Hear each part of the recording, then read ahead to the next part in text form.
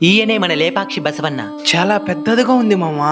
15 అడుగుల ఎత్తు, 27 అడుగుల పొడవుండి లేవడానికి సిద్ధంగా ఉన్నట్టు మలచిన బసవన్న. ఒకే రాయి మీద ఇంత పెద్ద బసవన్నని చెక్కు చెదరకుండా చెక్కడం చాలా గ్రేటే. మరి ఏ నంది ముందైనా శివయ్య ఉంటాడు కదా, ఈ నంది ముందు లేడే? మన వీరభద్రస్వామి గుడిలో నాగలింగం ఉంది కదా, ఆ నాగలింగాన్ని ఈ బసవన్న చూస్తుంటాడని పెద్దలు చెప్తుంటారు. అమ్మా, అక్కడ చూసావా ఎంత పెద్ద గ్రద్దుందో? అదే జటాయువు. సీతమ్మ వారిని రావణాసుడు అపహరించినప్పుడు జటాయు రెక్కల్ని నరికేశాడని చెప్తారు కదా. అప్పుడు ఆ జటాయువు ఇక్కడే పడిపోయిందని, ఆ తరువాత రామయ్య తన దగ్గరకు వచ్చి లే పక్షి అని పిలవడంతో ఈ ప్రాంతానికి లేపాక్షి అని పేరొచ్చిందని చెప్తారు.